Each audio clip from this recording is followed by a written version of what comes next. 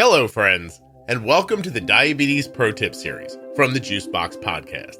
These episodes have been remastered for better sound quality by Rob at Wrong Way Recording. When you need it done right, you choose Wrong Way. WrongWayRecording.com.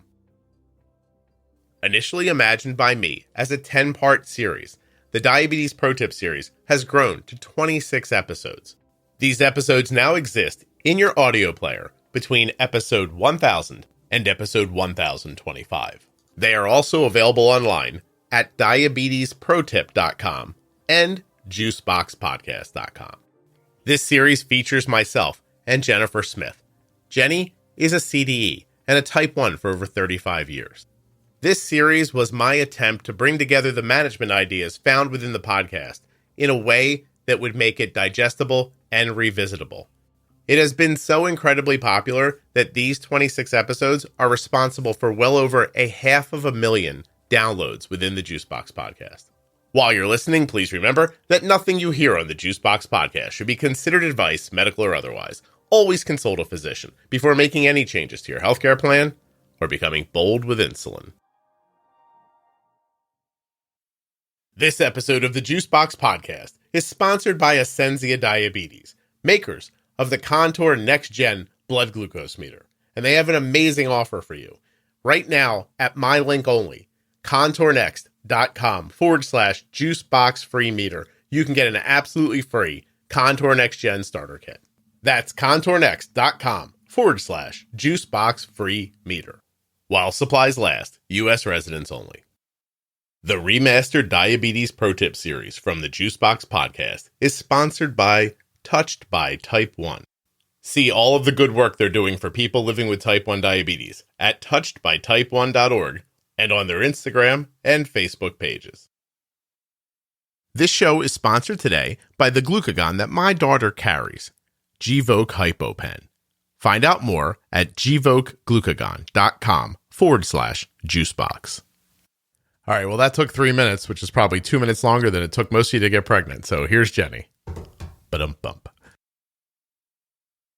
As time passes, I'm becoming more and more aware of a lot of pregnant women or women who want to get pregnant who have type 1 diabetes who are listening to the show and who are enjoying, like there's a series back in the show with Samantha where I interviewed her every 3 months, like during her pregnancy.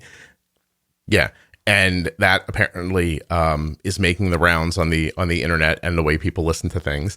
And I just get a number of I remember you mentioning emails, and I'm sure you do as well, that are either that start off with like, I'm never going to be able to get pregnant because I can't get myself together. And then they go, I can't believe I did it, or I'm doing it, like that kind of a thing. But then there's that. The rest of it that I guess we stopped thinking about because the baby's out. And I don't know, that's weird.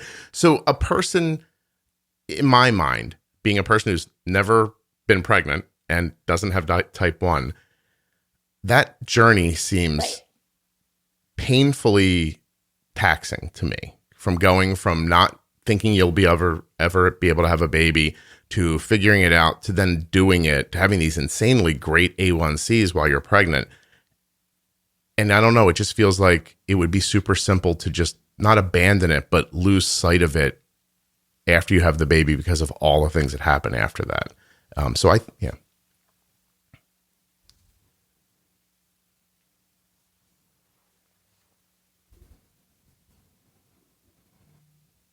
Right. And I don't think it's that, I don't think it's that the good majority of women really think that they're just going to just give it all, like all the work that I've put in over the past, 9 to maybe 12 months, if they really did a lot of really good preconception management to kind of get there and managed. It could have been a long haul of, 9 to 18 months, let's call it, of trying to really strategically nail things down.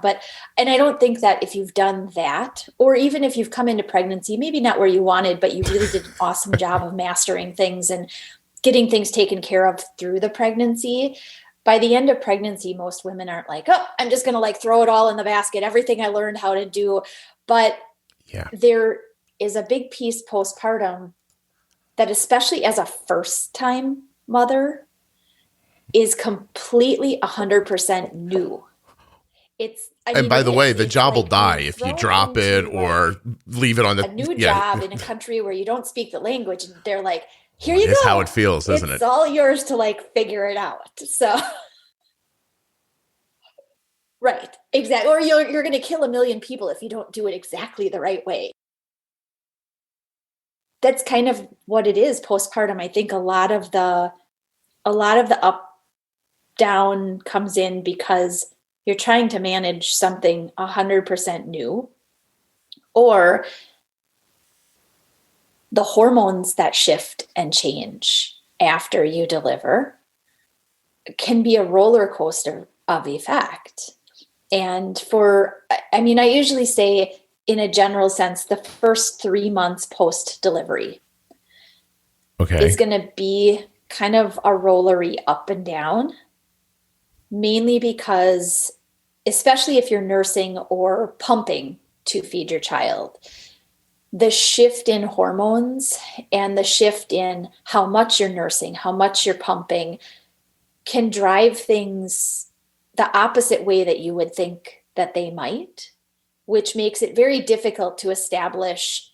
I would have usually like over bolused for this, or I would have usually been really aggressive to nail down this now climbing blood sugar, but I'm going to nurse in the next 15 minutes. Okay. So not only can't do this. So there are some people who enter pregnancy and already have that A1C that they need. There's a lot that changes. Despite that, whether you're a person who had to get there or you were there already, once you're pregnant, your insulin needs, they drastically change. I know it's not like trimester to trimester exactly, right? But there are times when you don't need as much as you think and times when you need so much more that it's hard to imagine how much more you need, right? So now you have that in your head. You've been pregnant. You're having breakfast that prior to pregnancy took 3 units, during pregnancy took 12 units, right? And now you're holding the baby. And you're thinking, is this 12 units? Is it 3 units? Why does the weight of the world feel like it's on my shoulders? Like, am I nursing? All this stuff comes together. And how do you do that? So you started by saying the hormones. And I only want to spend a second on this, but, I'm older. And growing up, it doesn't happen much anymore. Like society has really shifted, in the way people are towards each other. And that might be harder for like somebody in their mid-20s to believe. But when 30 years ago, stuff that you think of as a joke now is actually how people would think about women sometimes. Like, oh, she gets upset, or what time of the month it is, or that kind of thing. Not giving any like credence to the idea that when your hormones are jumping around, it's really difficult to deal with. And you're right. And that women are in a particularly vulnerable situation because of that. So how you feel from a hormonal shift could be physically. It also could mean your clarity. And I think what you said is just really important to remember, especially for first-time mothers. When you have a baby and they give it to you, it does genuinely feel like someone just told you that the fate of the world rests in your hands and you don't understand what to do. But if you mess it up for certain, the universe won't exist anymore. It really feels like that.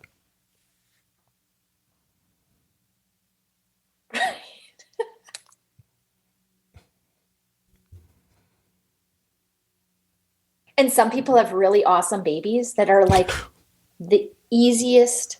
They sleep when you'd expect that. They nurse beautifully. Yeah. They sleep again. Like they don't have any like major poop problems.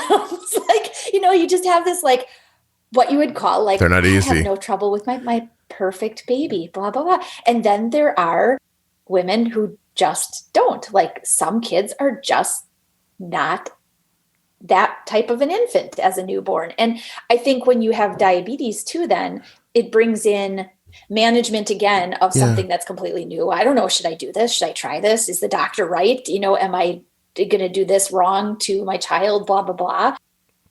And then there's diabetes in the picture, and the timing of insulin and the timing of adjusting and remembering to change your pump. And I would imagine too, and this is just me imagining, but if you lived for 9 months with an A1C in like the low 5s, there's got to be a part of you as a type 1 is just like, wow, I want this for the rest of my life too. and now you feel like if it's going away, now it's another failure on top of, I don't understand why this baby throws up all the time, or, I'm sure people are like, oh yeah, like everyone's heard the joke about like the baby peed on me one time. Yeah, that's fine. My son couldn't hold down food for months until we figured out what to give him. And the culmination of it was, quite honestly, Kelly holding him at her grandfather's funeral, when basically it felt like somebody took a half a gallon of spoiled milk and dumped it on Kelly because it just came out of him like that at a funeral. And she had only been a mom for a little time, and it's hard. And so it's fun to talk about like, oh, the baby peed on me, or it throws up all the time. But sometimes it throws up at a funeral and you're hormonal and your grandfather's dead,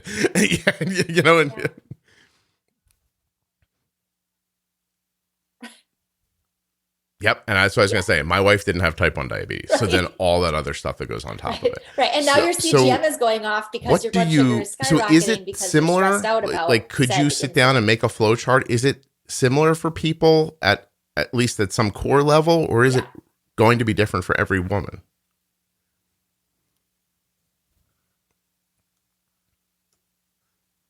Mm-hmm.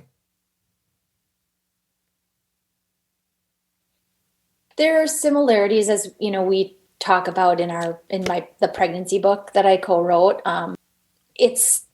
There is enough similarity, just like in pregnancy. I mean, everybody's going to have some shifts and changes that are a little bit different, very specific to you, just like diabetes is very specific person to person. But postpartum, yes. I mean, the transition typically, as soon as you have delivered and the placenta has been delivered as well, it's like the placenta, which is the major like functional hormonal unit. Once that's gone and baby is out, the hormone shift is like a drop off a cliff. It's like, it's gone fast, which is the reason that we usually say, based on where you were at this point in pregnancy, just before delivery, in terms of insulin use, if you didn't know where you were pre-pregnancy, so you could see how much things shifted up by the end of pregnancy, then we usually recommend adjusting basal rates down by about 50%. That's expected. It could be a little less. It could be a little bit more. Person to person, again, may differ, but that's a baseline adjustment. So if you've never been told what to do and nobody's directing very well, expect that postpartum, you should cut your basals by 50%. Another really good idea is to, most women know when their due date is. So wow, that was going to be my question. Like you're saying, like placenta comes out, you take a deep breath and go, I need my pump right now. and that's it, 50% less. Do is enable that. Wow. So that placenta is, please forgive me if this is ham-fisted, but it's the equivalent of a giant sausage cheese pizza sitting in your stomach that somebody just reaches in and takes out all of a sudden. And now you don't have that impact anymore. Wow. Okay. I don't know if anybody's ever seen a placenta, but it is very close to a cheese pizza when you look at it. Correct. Yeah. Yeah. They're very interesting organs. I mean, and the cool thing is that your body creates it for one purpose. And then it's gone. It's not like your heart, which is like, I was just thinking this. It's funny you said that because I was just thinking the same thing. Like, why can't we just tell our body to make another heart?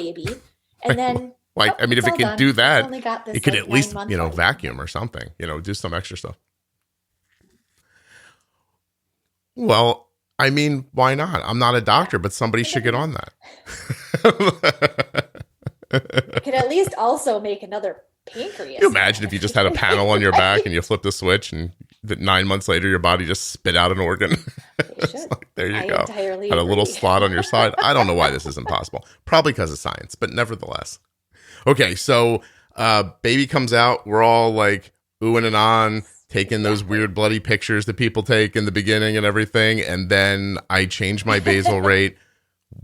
What am I going to see next? Does the body begin making milk at birth, or does it even start prior to that?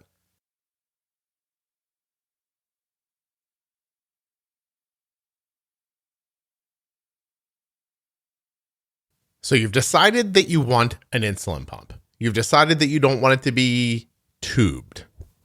Now you're going to get yourself an Omnipod. I think that's a good move. But there's more that can help you make your decision. Two things can happen when you go to myomnipod.com/juicebox. You can ask Omnipod to send you a free, no obligation, non-working demo of the Omnipod. That's called a pod experience kit. They'll send you out a pod that you can wear to see how you feel about it. But you can also check on your eligibility for a free 30-day trial of the Omnipod Dash system, right? This is an actual usage trial. You can use the Omnipod Dash for 30 days if you're eligible for this. And you'll be able to find out about your eligibility or ask for your pod experience kit at myomnipod.com/juicebox. It is super simple to do, will only take you a couple of moments. And the next thing you know, whether you're a type 1 or a type 2 using insulin, you're going to be able to find out what it's like to have that Omnipod. The insulin pump that my daughter has been using since she was 4 years old. And in a couple of months, she's going to be 17. For 13 years, Arden has been wearing an Omnipod every day. And I promise you, it has been a friend in this journey like no other. So why don't you find out if tubeless insulin pumping is for you? myomnipod.com/juicebox. There are links in your show notes right there in your podcast player or at juiceboxpodcast.com. When you use my link, you're supporting the show. myomnipod.com/juicebox. Give it a try. There's literally nothing to lose. There's no downside to this. Have that no obligation demo pod sent to you or check into that 30-day free trial of the Dash. See if you're eligible. Here's one more no-brainer for you. The Contour Next One blood glucose meter. contournext.com/juicebox. I clicked it on there myself just now. Clicked it on there. That was my fancy word for typing. I just brought up the website here. Geez, sorry. I just brought up that link right now, contournext.com/juicebox, because there's so much here that's good for you. I can't remember it all when I'm making this ad. You get there, there's a list of their products. They have resources like the Contour Diabetes app and a blood sugar logbook for downloading. But there's also the possibility that you can get a Contour Next One meter for free. You go to meters and strip savings and you click on free Contour Next One meter to see if you're eligible. They have test strip saving programs. It's also there under that tab. And it's incredibly possible that a Contour Next One meter could be cheaper out of pocket than you're paying now through insurance for another meter. Now, maybe it won't be. Maybe it's going to be better for you to go through insurance. Maybe not. But there's that possibility. And you can check into it at contournext.com/juicebox. Why am I telling you to do this? Because this meter is the most accurate meter Arden has ever used. It has second chance test strips, meaning you can touch the blood, not get enough, go back, get the right amount without wasting a test strip, and you still get that accurate test. That's just amazing. contournext.com/juicebox. In the past, I never thought about the meter Arden had, but now I do. Not only do you deserve one that's accurate and easy to use and easy to carry that has a bright light, but your management will thank you, because having accurate data is the best way to make good decisions. The Remastered Diabetes Pro Tip series is sponsored by Ascensia Diabetes, makers of the Contour Next Gen blood glucose meter, and they have a unique offer just for listeners of the Juicebox Podcast.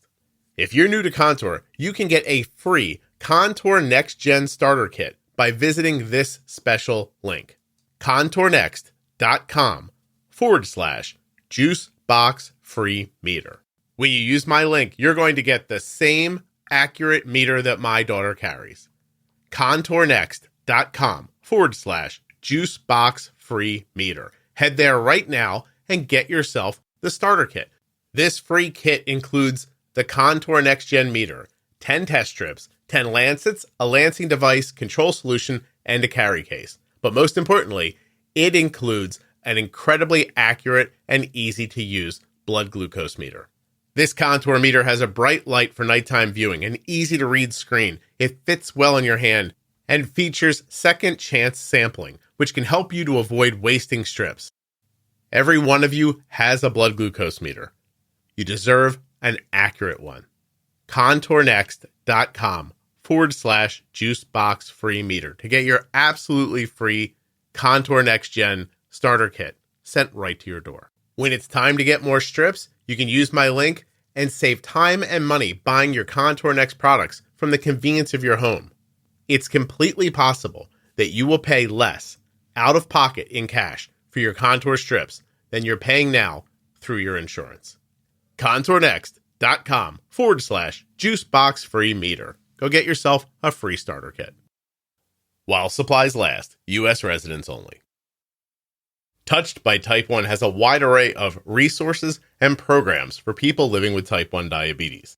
When you visit touchedbytype1.org, go up to the top of the page where it says Programs. There you're going to see all of the terrific things that Touched by Type 1 is doing. And I mean, it's a lot. Type 1 at school, the D-Box program, Golfing for Diabetes, Dancing for Diabetes, which is a terrific program. You just click on that to check that out.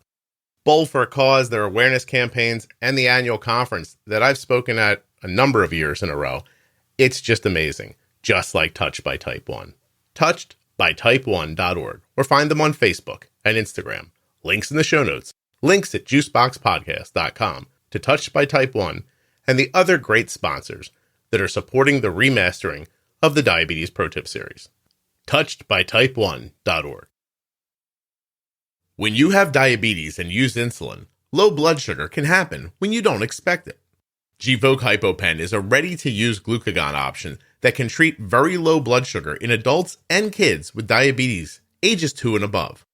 Find out more. Go to gvokeglucagon.com/juicebox. Gvoke shouldn't be used in patients with pheochromocytoma or insulinoma. Visit gvokeglucagon.com/risk.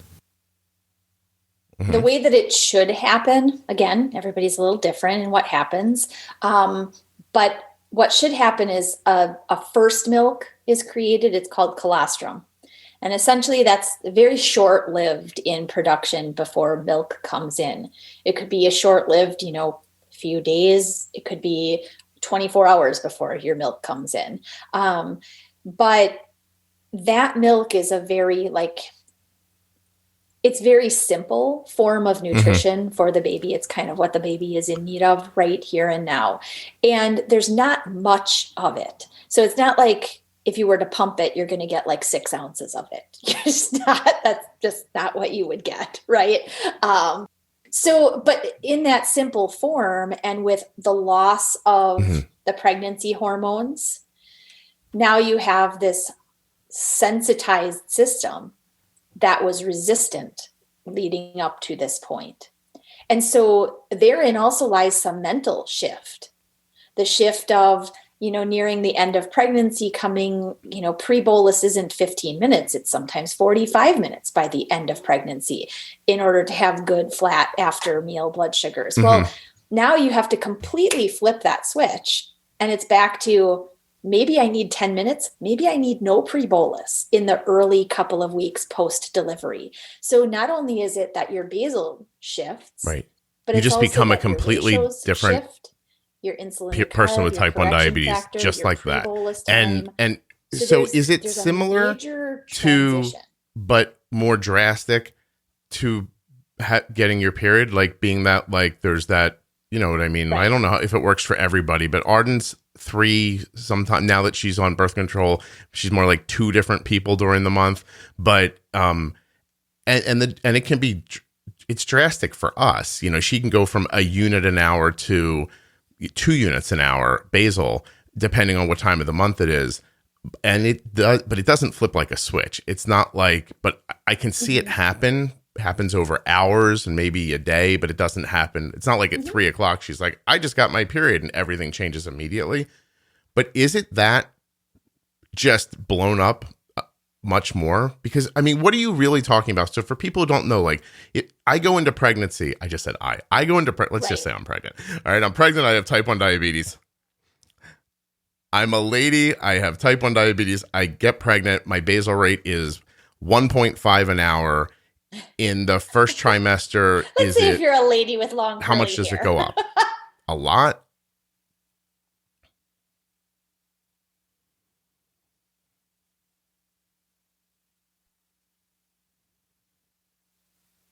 In the early weeks, typically a good round estimate is if you know the percent of increase you've had in the days before your cycle starts, if you've taken enough notice and you have a rise and you offset it by a percent of temp basal or an extra basal dose or whatnot, you can expect those early weeks of pregnancy, typically up to about 6, 7, 8 weeks, that you're going to have an increase in insulin need that's pretty similar. It might be more dramatic than that. It may be less. So I should have said my bolus was 1 so that we could keep track, right? Say I'm 1, usually when I get my period, I'm 2. So then we're going to say in the first 6 to 8 weeks of pregnancy, I'm probably going to be more like 2, more like I have my period-ish in there, right? And then from there, it goes up again.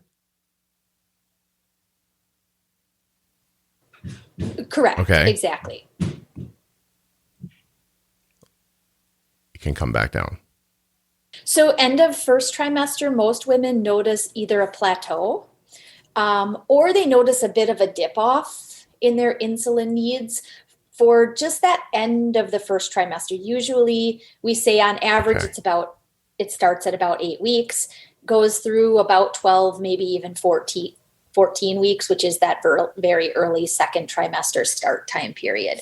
Of sensitivity, you may have needed to back off of your pre-bolus time again a little bit. You may have gone down slightly in your baseline basal needs.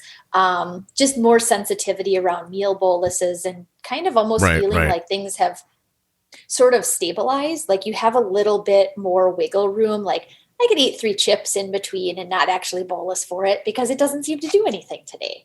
And then second trimester, again, a little bit of a nudge up potentially in early second trimester, but a little bit more stability up until about 18 weeks, 18 to 20 weeks. We kind of refer to it as the slow roller coaster climb. So if you imagine you're at the bottom of the roller coaster to begin with, and now around 18 to 20 weeks, you start that slow, like click, click, click up the roller coaster just a steady climb. And that kind of progresses. You increase in resistance along the way, all the way up until about 35, 36-ish weeks. Gotcha. It's a steady climb. And initially in the second trimester, it's on average, expect to make some tweaks to things about every 2 weeks, give or take, in basal as well as insulin to carb ratio, as well as the pre-bolus time continues to lengthen. Your correction factor may need to get more As aggressive. You're talking, I'm literally, I have a piece of paper in front of me, and I'm just kind of moving a pen as you're talking, like trying to make a graph of what to understand. And especially now it's going to grow up every 2 weeks.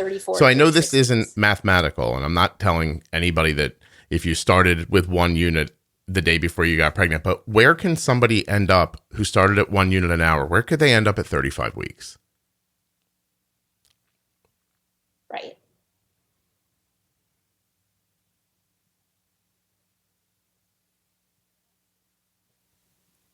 So insulin needs on average double or triple from pre-pregnancy to the end of pregnancy, or what we would consider just pre-delivery time, which is about by 36 weeks. By 36 weeks, we reach again this sort of like plateau place where again, some sensitivity can start to come back. Some women's basal needs start to dip off just slightly, shouldn't be aggressive or heavy. In fact, it's a time period that if you are having aggressive changes in your insulin in terms of like drops in need, it's a time to check in with your provider. Some of it can be relevant to placental failure. And so it's a time, again, if things change drastically, that you would check in. But otherwise, it's expected. A little bit of a nudge down, a little bit of increase in sensitivity kind of creep back in before you actually deliver. And so now you have the baby, and you could be going from this mindset, like I'm 3 units an hour, back to from pre to about that back to 1 all of a sudden. And on top of that, all the sensitivity around meals has changed. And you're telling me nursing is going to drop the blood sugar? 1. Exactly.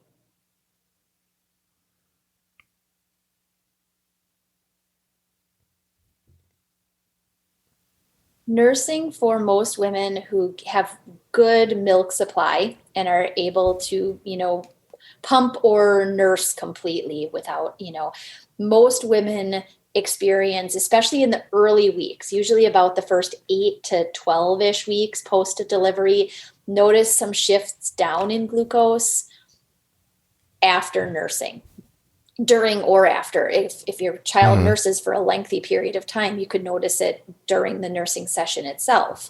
Some women notice it only at certain times of day versus the whole day, having to consistently pay attention. Every nursing session, they're eating, like 2 glucose tablets or having half a juice box or something like that. Our recommendations are once you are a few weeks out from delivery, kind of baby by that point has some typical sleep, wake, poop kind of patterns. You're probably still nursing about every 3-ish hours, maybe a little lengthier overnight as long as your baby's nursing well during the day or feeding well during the day. But, most often if you're going to nurse in the afternoon. So it's dramatic enough that if I eat, good recommendation is to take the bolus dose the lady eats before nursing, that meal won't need as much insulin because you're going to need some of that meal. So that means if you're not planning on eating and you're going to nurse, you need to eat something going into the nursing thing. Correct.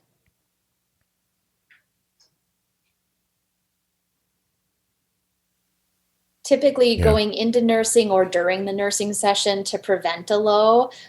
Yes. And it could be anywhere. It could be simple. It could be 5 grams of carb. It could be as much as 15 grams of carb. It just depends. And that's where, looking at things like insulin on board. Yeah. And we tell people, at least I say, and I know, I feel like you agree, having active insulin while you're exercising is a pretty sure way to make yourself low. But, and so I'd want to avoid active insulin during nursing as well, or plan for it with snack. And the other thing is there too, if you can go negative insulin, and get through exercise without dropping, you can't do that with nursing though. So nursing's more taxing on your body than some forms of exercise. Is that fair? Like, is there a correlation to think about it in there or no?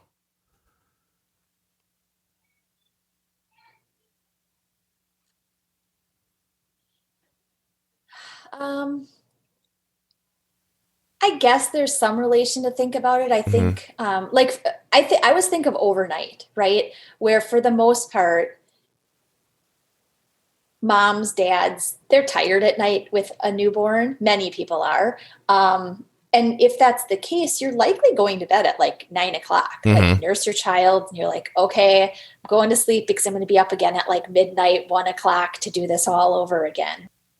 You may have eaten dinner at like 7 o'clock. You're going to bed. Well, you're well into basal insulin by, let's call it 11 p.m., right? So anytime you're going to nurse after that and you're only on basal, and I experienced this myself for both my kids, basal overnight, even if I had it and my basals while I was nursing kids overnight in those early months, it was like near nothing. My basal was like 0.2, 0.25 overnight. It was already down to almost nothing. And if I nursed and didn't still have something minimal, like I actually made these, what are called like lactation cookies. They're made with like oats and flax and peanut butter and stuff that helps with lactation, blah, blah, blah. But I made them so they were each about 5 grams of carb. But they were nice because I could eat it. It had some stability to it. It wasn't just pure glucose. So it had some stability. And so I'd usually eat it as soon as I started nursing, or something like trail mix, some nuts and seeds with a little bit of dried fruit. And so this is another time, something that was no more than about 5 or 10 the food choices you make are going to make things easier for you too. Rather than you can't, and so you're gonna have a different scenario going into nursing if you're like, hey, I know what to do. I'll have a handful of this and a little bit of that, and that's gonna work out perfectly. But on Thursday, when you're like, you know what I'm going to do? I'm going to have ice cream before I nurse. There's going to be everything about ice cream still exists there and your diabetes. Okay.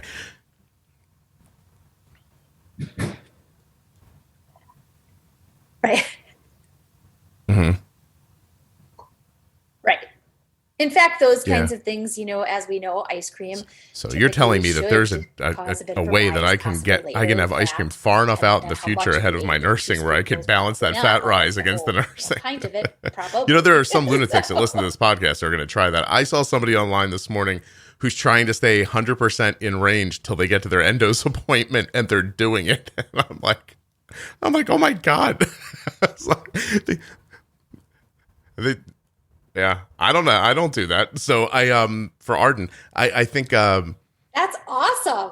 They just they got a little like that's a lot of. I just wanted to see if they could do it. Goodness. I want to tell people too. I know it sounds difficult in the beginning to have a baby, but if you want to know how good you will get at it at some point, here's a great example. About 2 minutes ago, there was a bang in Jenny's house that was so loud, I thought the world was coming to end. She didn't flinch. She didn't stop talking. That's what happens. Eventually, you just become a steely-eyed missile man. She just did not move. She's just like...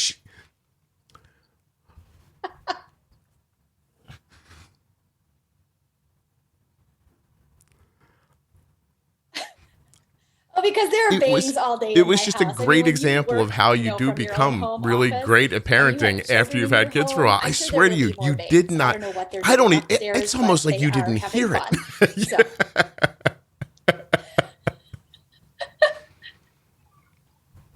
it. Resilience. Just don't pay attention. Sometimes, oh my gosh, sometimes like I have a big sign that my husband made for me. It's outside my office door. And one side says, quiet zone, mommy is working. And the other side is, mommy is done. You may enter and be loud, is what it says. Well, when I'm working, it's still always. It does not overwhelm what they want in their hearts at that moment. That's for sure. 4-year-old. Listen, Arden's going to be 17 in a couple of months. Click into place. Isn't that crazy? And I saw her go into where my wife was working the other day. She looked at me like she was 6, like, hey, watch this. Slides into Kelly's chair, sits on top of her and goes, Mom, can you rub my head? Wow. And Kelly's like, reaching around for the keyboard and everything. So you won't always feel overwhelmed. How many people do you, I'm not going to say how many people, but I mean, do you see women generally able to stick to their diabetes goals after pregnancy, or should they expect it's going to get out of whack and they're going to have to do some work to get it back? Like, how does that usually go?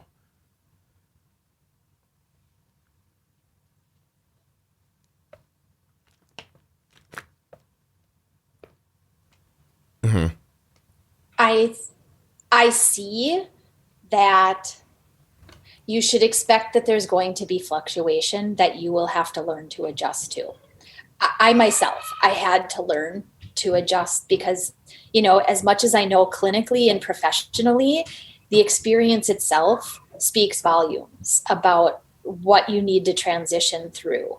And so I think every woman postpartum should expect that things are going to be a little bit wonkier for a bit of time. Some things that I think helped me transition were I prepped some meals and froze them prior to baby coming, and whether you have diabetes or not, that can be really, really helpful, some of those kinds of things. I also had snacks planned. While you end up sometimes nursing your child wherever is comfortable, planned places, in the baby's room, in your bedroom, in a comfy chair in the living room, just some things that were like easily reachable that I didn't have to call to somebody to bring me. And I just had glucose tablets and some juice boxes, some trail mix and that kind of stuff sort of set multiple places around. So, there's some planning that you can do ahead of time, but the diabetes management piece of it, kind of learn it as you go. I'd say that about the women that I work with through pregnancy, if I had to estimate, I'd say about 50% of them end up sort of sticking with me a little bit longer. So does being pregnant with type 1 give you an advanced moms, ones that already have one or two kids? What do I want to say here? I think there are so many times when I'm making this podcast that it occurs to me that success with diabetes hinges a good deal on your desire to be successful and your ability to feed that desire with effort. Does that make sense? Yeah. And so you get pregnant, and then it becomes like this thing we were talking about in the beginning, like this feeling that you are in charge of the universe all of a sudden. Yeah. And absolutely. I will tell you too, and I mention it sometimes, when I talk to adults who didn't have particularly well managed like teen years or whatever, a lot of them have a through line. They started to care more about themselves, or they started caring more about another person. Like and then they wanted to be healthier because they wanted to be in this relationship, or because they wanted to go to do something, or, and the baby falls in that category to me. Like I'm going to do this so that the baby can be healthy. And the number of women that I've talked to who were living really unmanaged lives with type 1 diabetes, and then are all of a sudden 4.8 A1Cs, you know what I mean? And eating like a lot because they're growing a baby. It happens. I just see it a lot.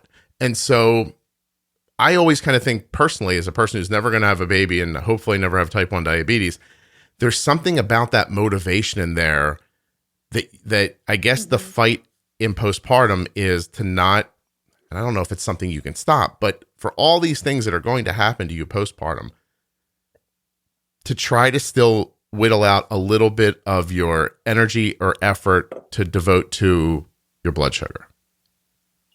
Right?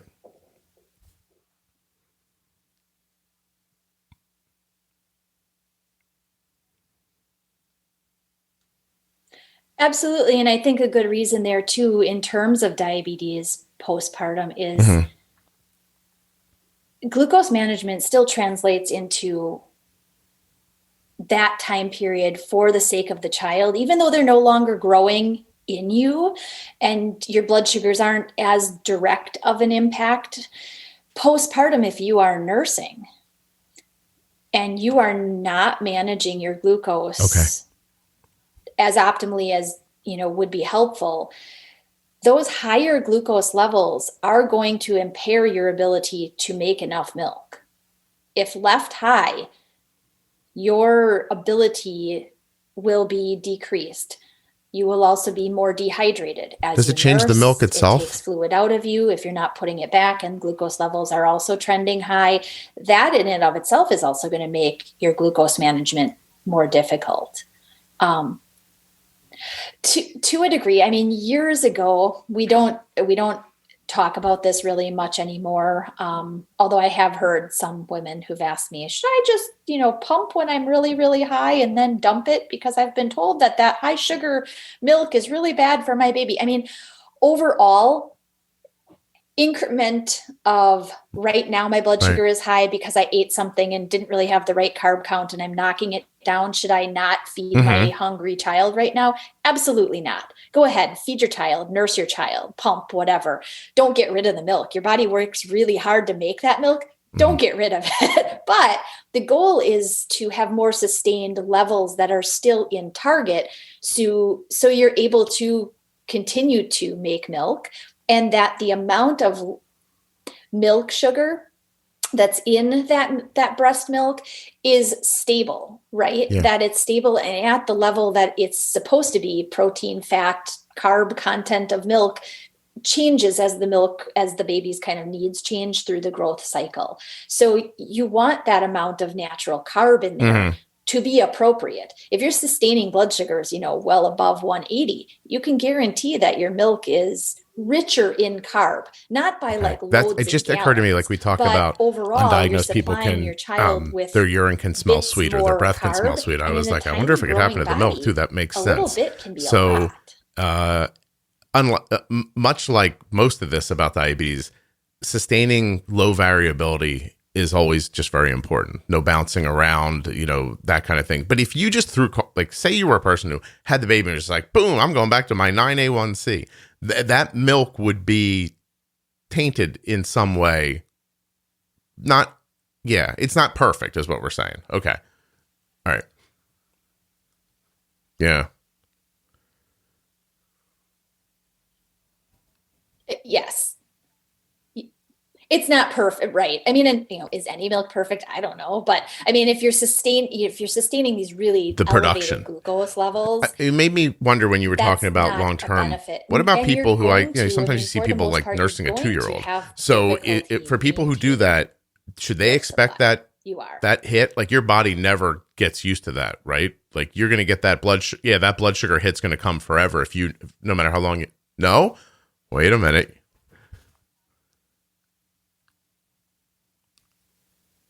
Nursing? Not really. Actually, no. In fact, after about 3 to 4 months postpartum, there's a stable Wow. enough nature to the milk supply and to what your body or your baby is demanding, that for the most part, things stabilize a lot easier after about 3 to 4 months. Yeah. In fact, I nursed my kids well after they were a year old. And in fact, I think they were both almost 2. I mean, it wasn't all day. It was like for bedtime and for nap time by the end. So it wasn't really that they were probably even getting very much, but usually post a year, Okay. you're typically not going to see that hit. And the big reason, especially after about 6 months to a year, is because now your baby is starting to eat. While milk supply is still considered the main nutrient up to a year of age, some kids start eating really, really well after 6, 7, 8 months. And so you may see a decrease in the amount of nursing that goes on as the baby becomes more interested in food and takes in less, especially the overnight. Many women, might have a really great child who just sleeps all night. And so they might only nurse once or twice, maybe. Or on I want to make sure I didn't misunderstand something. So is it a balance between you might not be using as much and your body's becoming very good at making it? Or is like at first I thought you were saying like the same lady's body that can make an organ can figure out how to make milk without it being like a tax on the system. Like, is there some of that and some of the not being eaten? It's a balance. Okay.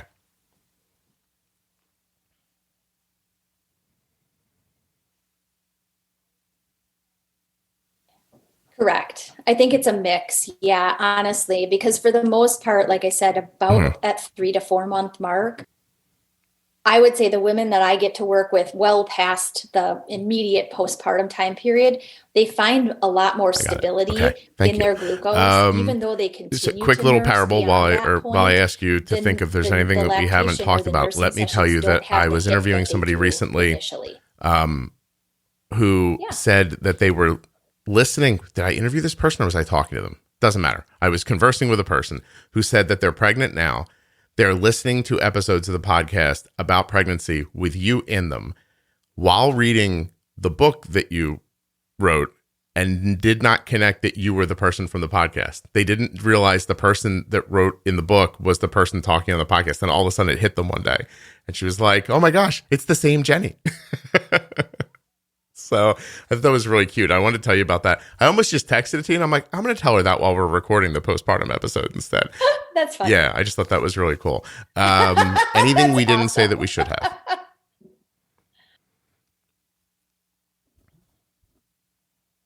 Yeah, that's awesome. Yay. Oh, I'm trying to think.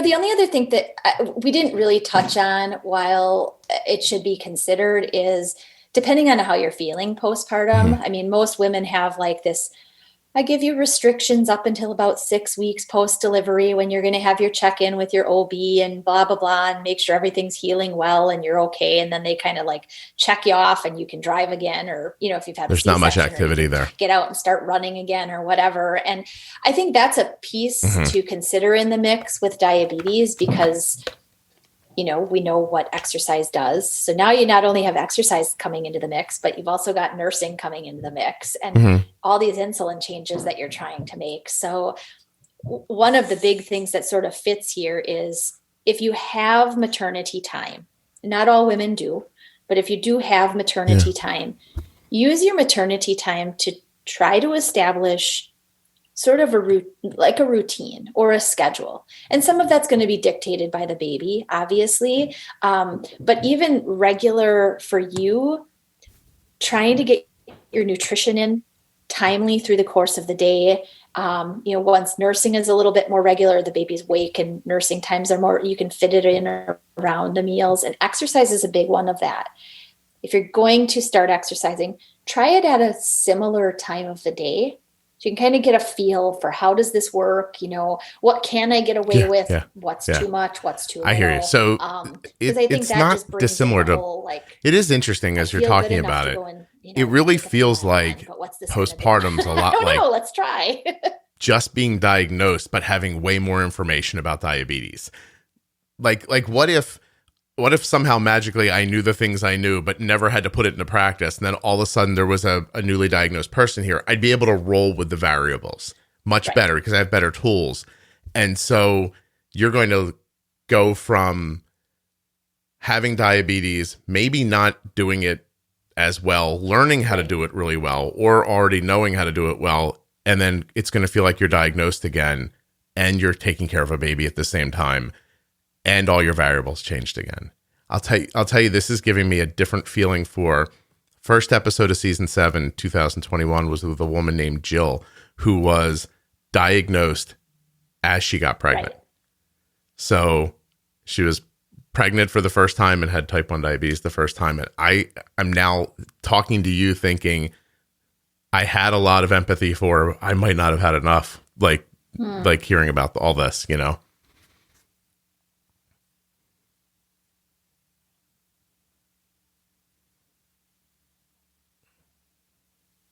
Yeah, that's a whirlwind of change. Mm-hmm. Not only is she pregnant, but now she's pregnant with something she has no background to managing. And she's got to learn how to manage it. I wonder, she's active on the Facebook page. She looks like she's doing terrific. She actually also was misdiagnosed type 2, diagnosed type 1. Pregnancy was. It's a fascinating story. You have to go listen to it if you haven't heard it. I'm actually going to look right now because I don't know. I think I'm at the point now where I've done so many of these. I can't keep any of them straight in my head. Hold on, let me look real quick. It is called, wait a minute, that was January 2020. I know, you're like, I don't know what episode, I have to look.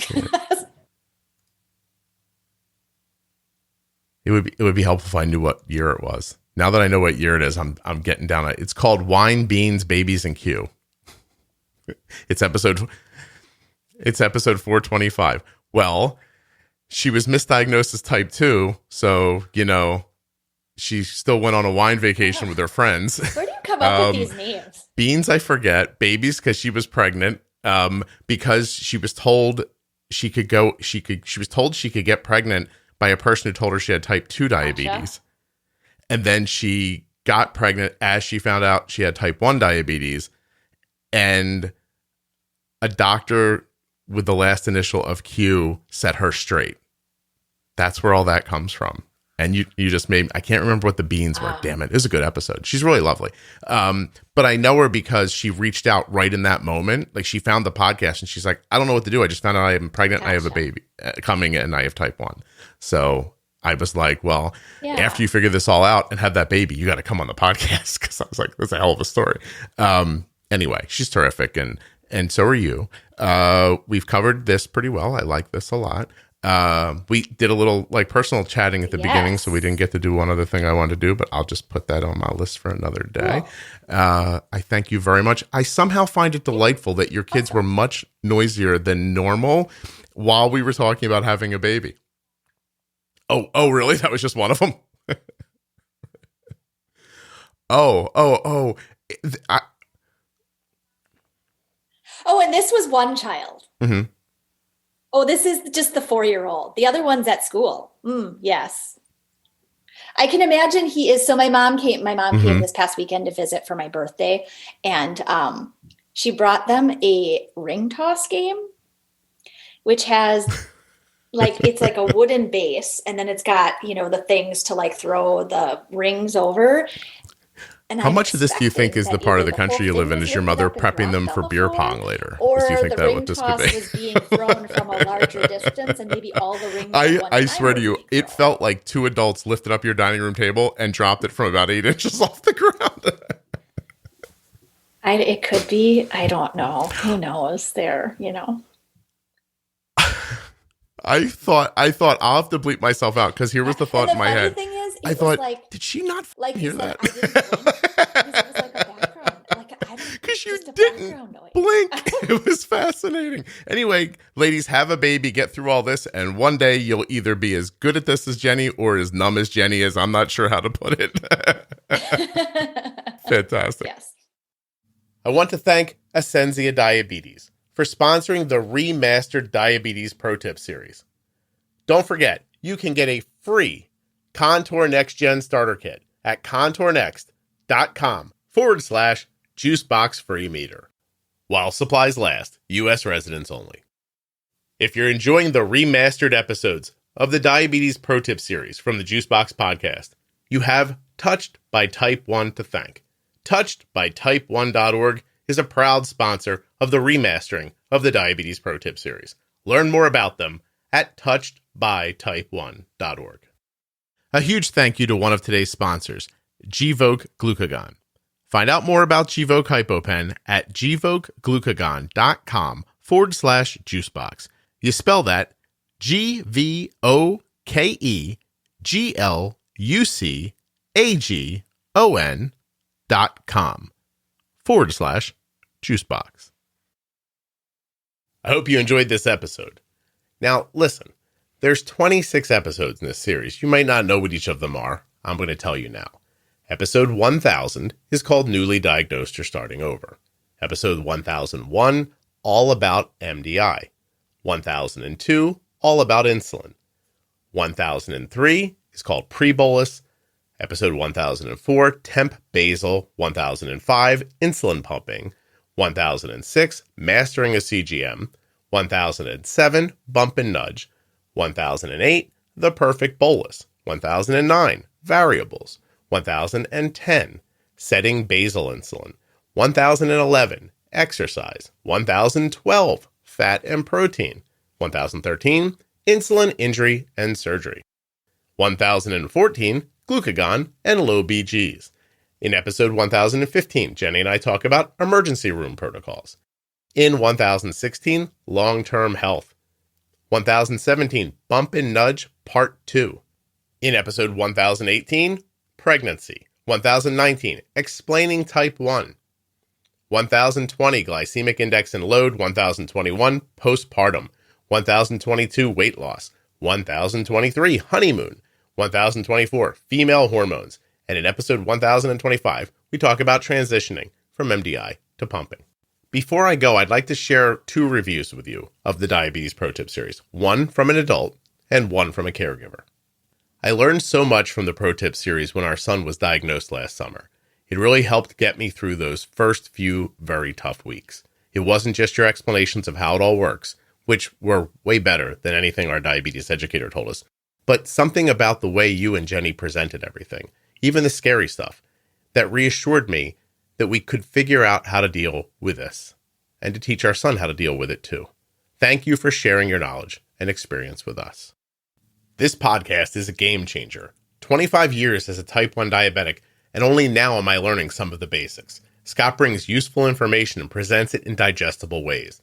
Learning that pre-bolus doesn't just mean bolus before you eat, but means timing your insulin so that it is active as the carbs become active, took me already from a decent 6.5 A1C down to a 5.6 in the past 8 months. I've never met Scott, but after listening to hundreds of episodes and joining him in his Facebook group, I consider him a friend. Listening to this podcast and applying it has been the best thing I have done for my health since diagnosis. I genuinely hope that the Diabetes Pro Tip series is valuable for you and your family. If it is, find me in the private Facebook group and say hello. If you're enjoying the Juicebox Podcast, please share it with a friend, a neighbor, your physician, or someone else who you know that might also benefit from the podcast. Thank you so much for listening. I'll be back very soon with another episode of the Juicebox Podcast. Jenny Smith holds a bachelor's degree in human nutrition and biology from the University of Wisconsin. She is a registered and licensed dietitian, a certified diabetes educator, and a certified trainer on most makes and models of insulin pumps and continuous glucose monitoring systems. She's also had type 1 diabetes for over 35 years, and she works at integrateddiabetes.com. If you're interested in hiring Jenny, you can learn more about her at that link.